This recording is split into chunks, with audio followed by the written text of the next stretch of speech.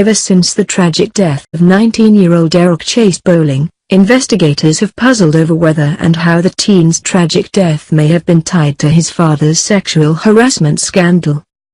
In fact, there's still a lot about Eric Chase's death that we don't know. But a shocking new revelation about an incident that took place before his death may shed new light on how his life was cut tragically short. Prior to the recent calls for justice against sexual predators in Hollywood in the wake of the Weinstein scandal, there was a similar, smaller ousting of men at Fox News who have been accused of sexual harassment. There were, unfortunately, a lot of them, even within one organization.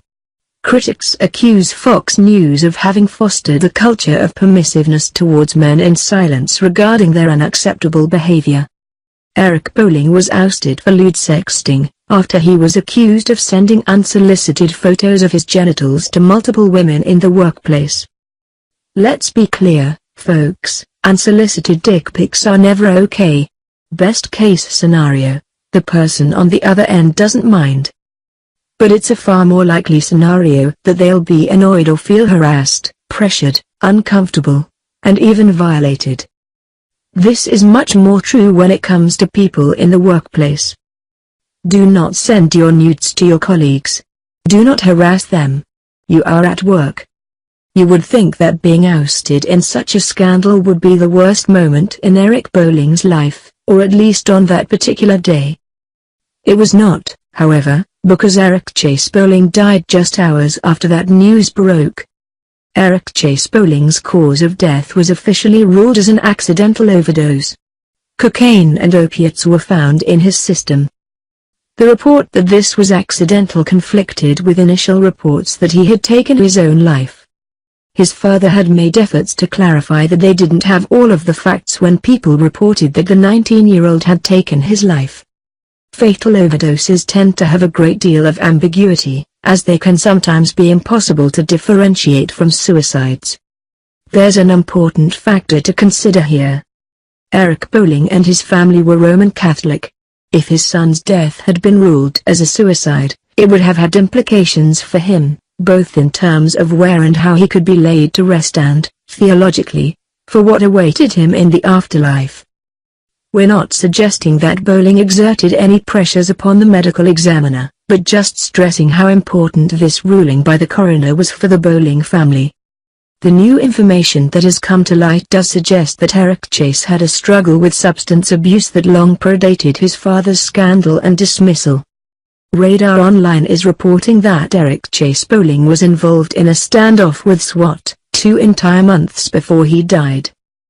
They report that, according to documents received from the Boulder Police Department, a 21-year-old University of Colorado student accused 19-year-old Eric Chase of holding him hostage at gunpoint. The alleged incident did not occur on University of Colorado campus, where both men were students, but at an off-campus apartment. On July 7, the 21-year-old called his mother in North Carolina and reported to her that Eric Chase, whom he alleged was on cocaine at the time, and 6 others were refusing to allow him to leave the apartment. The student's mother called the police, who sent SWAT to Eric Chase's apartment. The result was a standoff. It apparently took a full hour for police to talk Eric Chase into surrendering. He was cuffed and brought in for questioning, and the unnamed 21-year-old was freed. An officer who interviewed Eric Chase noted in his report that he believed that 19-year-old Eric Chase was intoxicated during the interview, also noting he was slurring his speech, his eyes were bloodshot and he was sweating profusely from his forehead. The officer's report also mentioned a suspicion of other illicit drugs in the young man's system.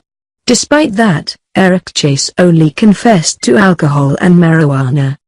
Beyond that, Eric Chase's roommate apparently gave a very damning report, alleging that the 19-year-old had been associating with a very wrong crowd. Throughout the summer, Bolling began bringing kids over that were not in school.